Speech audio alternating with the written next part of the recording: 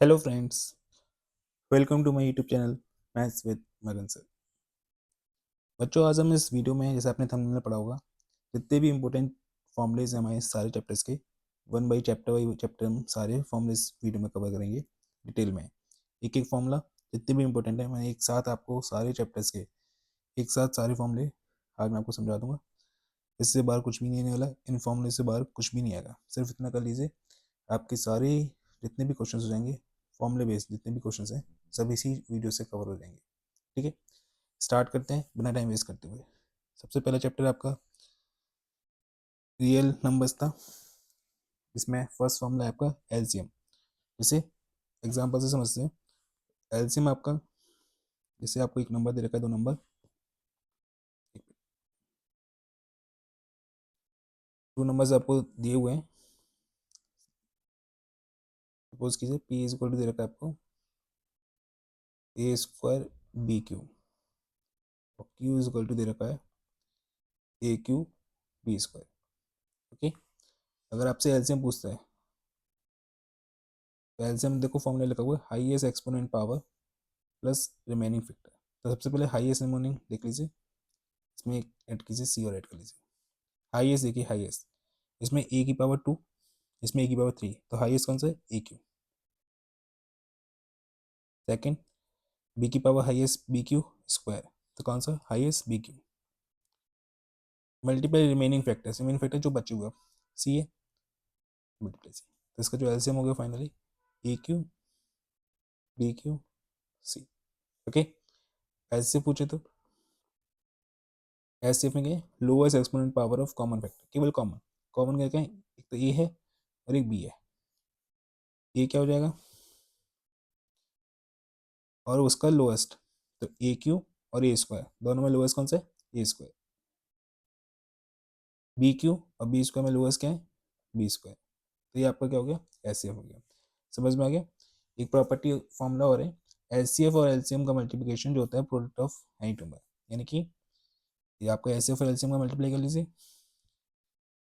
A cube B cube C multiply A square B square is equal to, number क्या थे आपके? A square B cube C multiply A cube B square C. इसका multiply करेंगे तो A की power five B की power five C, इधर भी मल्टीप्लाई करेंगे ए की पावर फाइव बी की पावर फाइव सी। समझ में आ गया? एचसीएफ और एलसीएम का जो प्रोडक्ट होता है वो प्रोडक्ट ऑफ एन नंबर होता है। ठीक है, समझ में आ गया? चलिए इसको रेज कर देते हैं, सेकेंड फॉर्मूले पे चलते हैं। नेक्स्ट अगले फॉर्मूले चलते हैं। अगर आपको कोई पॉलिनोमियल दे रखा है A X square plus B X plus C is equal to zero, इसके अगर रूट्स आपके अल्फा बीटा है, क्या है? इसके जो रूट्स हैं वो अगर अल्फा बीटा है, तो sum of roots alpha plus beta जो होता है वो माइनस बी अपॉन ए होता है। क्या होता है? कोफिशिएंट ऑफ एक्स, मतलब एक्स का कोफिशिएंट ये, माइनस लगा हुआ कोफिशिएंट ऑफ एक्स स्क्वायर, यानी कि ये जो है। ठीक है, अगर इनका प्रोडक्ट करें तो आपको सी अपॉन ए, क्या? Alpha plus beta minus B upon A, और अल्फा बीटा प्रोडक्ट यानी कि सी अपॉन ए, यानी constant term upon coefficient of X square. ये फॉर्मूला क्लियर हुआ? ये आइडेंटिटीज हैं।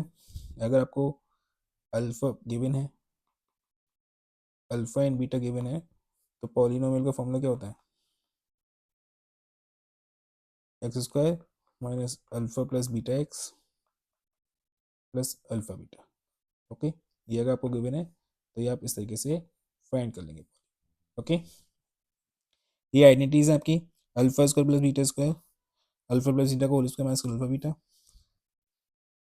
ये है आपकी alpha cube plus beta cube का, अल्फा प्लस बीटा का होल क्यू माइनस का three alpha beta, alpha plus beta, और फोर वाली आइडेंटिटी ये वाली।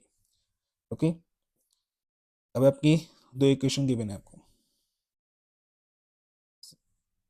इंटरसेक्टिंग कब होंगी? पैरेलल लाइंस कब होंगी? कौन सी? जैसे मान लीजिए आपको दो इक्वेशन दे रखी है, A one X plus B two X plus C one is equal to zero, square कर लीजिए, A two X square plus B two X plus C two is equal to zero. यहाँ 1 आएगा। अगर A1/A2 not equal to B1/B2 है, इनकी वाली condition है, तो आपका वन सॉल्यूशन होगा और यूनिक सॉल्यूशन होगा। पहले कब होंगे? जब A1/A2 B1/B2 not equal to C1/C2, तो नो सॉल्यूशन पहले लाइन्स होंगी और इनकंसिस्टेंट होगा आपका सॉल्यूशन। कोइंसिडेंट कब होंगे? कोइंसिडेंट मतलब एक ही पॉइंट से पास हो रही होती है, ये कोइंसिडेंट लाइन होती है। ठीक है, A1/A2 B1/B2 और C1/C2 तो ये इक्वल है, तो इसके इनफाइनाइट मैनी सॉल्यूशन होंगे। कोइंसिडेंट का मतलब ये होती है, सॉरी ये गलत लग गया आपको। कोइंसिडेंट का मतलब होता है एक ही, इसी के ऊपर एक लाइन, इसी के ऊपर दूसरी लाइन, इसी के ऊपर तीसरी लाइन। ये जब एक लाइन तीनों ही एक ही इस पे होती हैं तो वो कोइंसिडेंट होती है। जब A1/A2 B1/B2 और C1/C2 तीनों इक्वल होते हैं तो ये कोइंसिडेंट लाइन्स होती हैं और इनकी इनफाइनाइट मैनी सॉल्यूशन होते हैं। मतलब बहुत सारे पॉइंट्स पे आपको इसके आंसर मिल जाएंगे। ठीक है, बहुत सारे पॉइंट पे आपको इसके आंसर मिल जाएंगे। Okay, clear? चलिए नेक्स्ट, ये मैंने आपको डिस्क्रिमिनेंट फॉर्मूला है। अगर आपको ax² + bx + c = 0 है तो आप डायरेक्ट फॉर्मूले से निकाल सकते हैं, -b + -b² - 4ac/2a। ओके, आपका डी जो होता है वो b² - 4ac होता है, डी फॉर डिस्क्रिमिनेंट। ओके, ये डिस्क्रिमिनेंट ही है जो आपकी रूट्स की जो नेचर है, नेचर ऑफ रूट्स,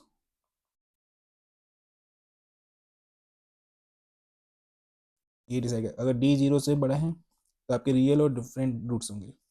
डी 0 के इक्वल है तो आपके रियल भी रूट्स होंगे और इक्वल भी होंगे। डी लेस देन है तो नो रियल रूट्स, इसमें इमेजरी रूट्स होते हैं। कौन से रूट्स होते हैं? इमेजरी, रियल नहीं होते, इमेजरी रूट होंगे। समझ में आ गया?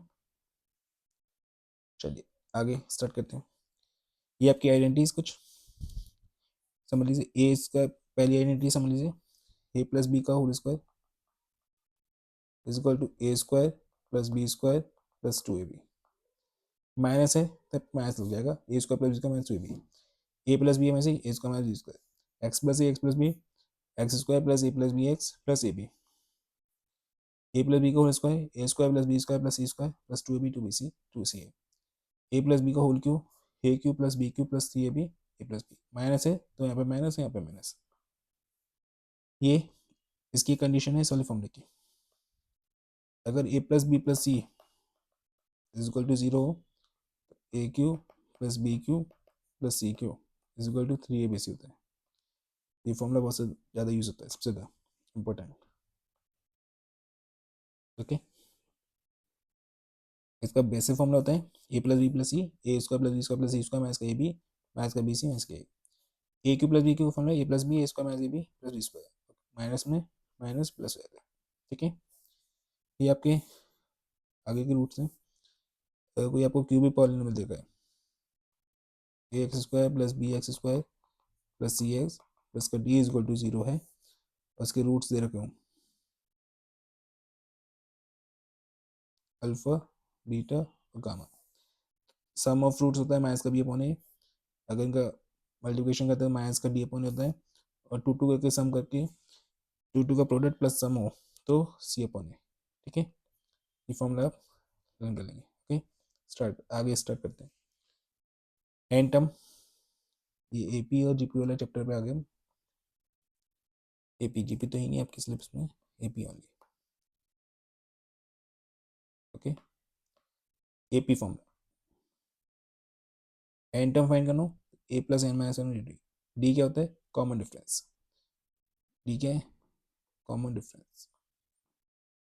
कॉमन डिफरेंस फाइंड करना हो तो a2 - a1 कर लीजिए, a4 - a3 कर लीजिए, कोई भी दो सक्सेसिव टर्म्स का माइनस डिफरेंस कर लीजिए। ये एस एन का फॉर्मूला है। एन टर्म का सम फाइंड करना हो, sum of N terms n/2 2a + n - 1 dt। ये ना लगाओ, अगर आपको फर्स्ट टर्म और लास्ट टर्म पता है तो n/2 a + an।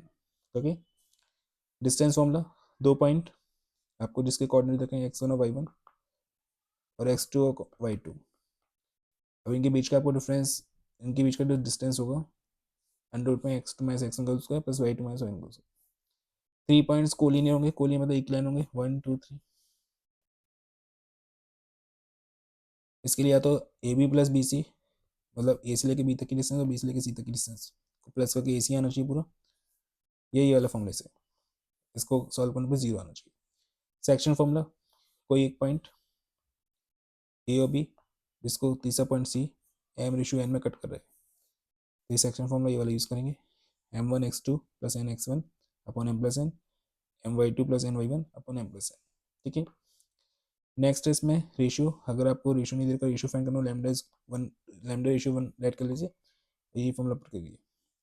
Mid point A और बी, इसका मिड पॉइंट फाइंड करना हो तो x1 plus X two point two, Y one plus Y two point two. Okay, फिर आपकी प्रॉपर्टीज क्वाड्रेटर की, सबसे पहले स्क्वायर, स्क्वायर की साइड पैरेलल होती हैं, अपोजिट साइड पैरेलल और ऑल साइड इक्वल भी होती हैं।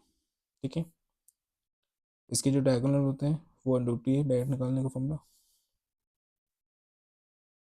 रेक्टेंगल की प्रॉपर्टीज लिखी हुई है, रोम्बस की है और पैरेलल होगी, स्क्रीनशॉट ले लीजिए इसका। ठीक है, ओके। ट्रेपेजियम की प्रॉपर्टी है, ट्रेपेजियम का area 1/2 A B plus C parallel side का sum into height, perpendicular height. Kite, kite की प्रॉपर्टीज लिखी हुई है, इसका एरिया 1/2 d1 इंटू d2। ये ट्रिग्नोमेट्रिक की आइडेंटिटीज हैं, साइंस का थीटा प्लस कॉस वन, इस कॉस को इधर भेजिए, साइंस का theta is equal to 1 minus cos का थीटा, कॉस का थीटा इक्वल 1 माइनस साइंस का theta, sine theta is equal to 1 minus under root में, एक ही आइडेंटिटी से बने हुए हैं। ऐसे ही sec square theta is equal to 1 plus sine square, इससे सारी आइडेंटिटी बन गई। ये cosec square theta is equal to 1 plus cot square theta. Okay, next, ये ट्रिग्नोमेट्रिक टेबल है, इसकी वैल्यूज आपको बताना चाहिए, लर्न कर लीजिए। जो साइन थीटा होता है वो परपेंडिकुलर अपॉन हाइपोटेन्यूज और कोसेक थीटा का reciprocal, cos theta base upon hypotenuse, sec theta का reciprocal, tan theta perpendicular upon base और sin theta upon cos theta को डिवाइड कर लीजिए। cot थीटा इसका अपोजिट tan का, sec cos का रेसिप्रोकल, cosec sin का रेसिप्रोकल। ओके, ये टेबल आपको वैल्यू देना चाहिए, डायरेक्ट क्वेश्चन पूछा जाता है इससे वैल्यू से। ये आपका सर्कल, जो पैरामीटर सर्कल को होता है 2 पाई आर होता है, रेडियस है आर, सर्कल का area pi R square, parameter semicircle pi R plus 2 R, मतलब सेमी पैरामीटर प्लस ये 2 आर, ये वाला एरिया जो होता है सर्कल के एरिया का हाफ कर दीजिए, length of arc 2 pi R theta upon 360, area of sector pi R square pi theta upon 360, minor segment, segment ये वाला माइनर नीचे वाला मेजर ये वाला, तो area of minor sector minus area of triangle ABC, ये आपका मेजर सेक्टर के लिए एरिया ऑफ सर्कल में से माइनर सेगमेंट का एरिया माइनस कर देंगे तो जो ऊपर बचेगा। ठीक है, next, area of concentric circle, तो बड़े वाले सर्कल में से दूसरे वाले सर्कल का जो अंदर वाला सर्कल उसको माइनस कर दिया तो आपको क्या बचेगा, बाहर वाला circle. Okay, next, cube, cube का जो कर्व सरफेस एरिया होता है वो 4 pi R square, total surface area निकालो तो 6 आर स्क्वायर और वॉल्यूम आर क्यूब। क्यूबॉइड के लिए total surface 2 pi R 2 LB into L plus B into H, इसको ऐसे भी लिख सकते हैं 2 L + B into H. Total के लिए इसको ऐसे लिख सकते हैं 2 LB BH + H, volume L into B into H. Cylinder के लिए curve surface area 2 pi R H, total में 2 pi R plus pi square, volume pi R square H. Cone के लिए curve surface area pi R L, total surface area pi R plus pi R square, volume 1/3 pi R square H. ये sphere, sphere का जो total surface area 4 pi square, volume 4/3 पाई R cube. Hemisphere, hemisphere के लिए curve surface area 2 pi square, total मुझे 3 pi और volume 2/3 pi R cube. ये mean के form में है, स्टैटिक चलेंगे, sigma F X upon sigma F. दूसरा जो मेथड है आपका एज्यूम मीन वाला, A plus sigma F D upon sigma F, और ये लास्ट वाला जो आपका assume mean A plus sigma F U upon sigma F into H. Okay, ये सब मैंने आपको क्लैरिफाई कर दिया। मोड का होता है L plus F one minus F zero two F one minus F zero F two into H. ये सब लिखा हुआ है कि एफ वन क्या है, एफ टू क्या है, एफ जीरो क्या है, एच क्या है। ये मीडियन का formula L plus N by two minus C F upon F. ये सब मैंने एन क्या है, सी एफ क्या है, एफ क्या है और एच क्या है, ये सब जब हम प्रैक्टिस करेंगे तो वहाँ पे और अच्छे से क्लियर हो जाएगा।